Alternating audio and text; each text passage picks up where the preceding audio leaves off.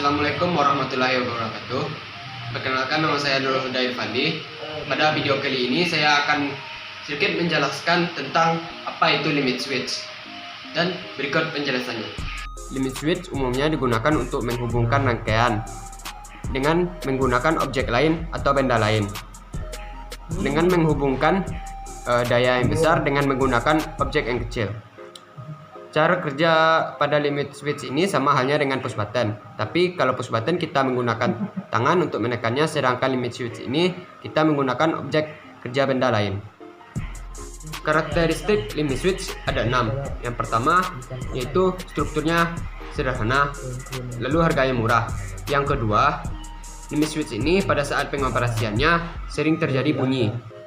Yang ketiga yaitu sering digunakan pada safety cover. Yang keempat, apabila pada saat penggunaannya itu ada terjadi tethering. Yang kelima, yaitu kontaknya mudah rusak atau ada time lag-nya. Dan keenam, yaitu limit switch itu mempunyai 3 titik kontak. Yang pertama A kontak, lalu B kontak, dan yang terakhir common.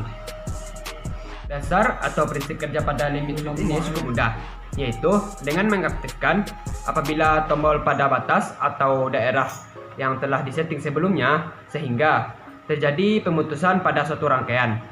Fungsi sebaliknya juga dapat digunakan untuk menghubungkan rangkaian dengan mengatur dengan keadaan atau kondisi tertentu. Penggunaan limit switch pada kehidupan sehari-hari itu cukup banyak. Yang pertama yaitu pada pintu gerbang otomatis. Lalu yang kedua itu pada pintu panel listrik.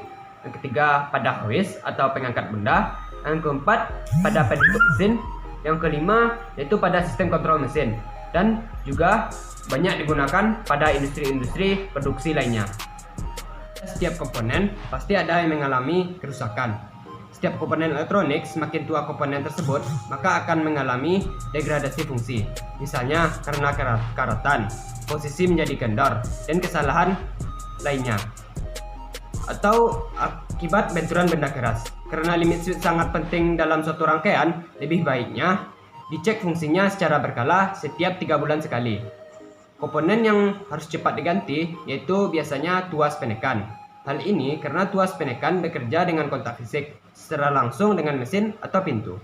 Biasanya tuas penekan yang kontak secara langsung cepat aus sehingga harus diganti.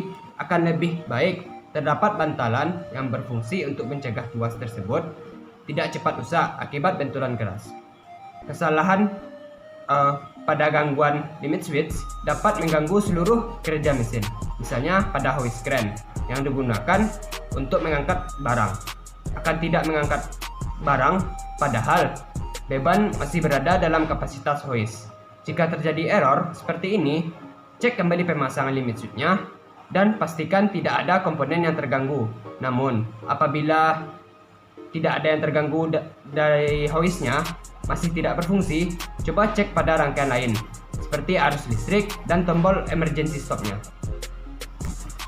Penggunaan limit switch banyak digunakan pada dunia industri. Penggunaan limit switch ini bisa digunakan sebagai pengganti proximity untuk mendeteksi benda.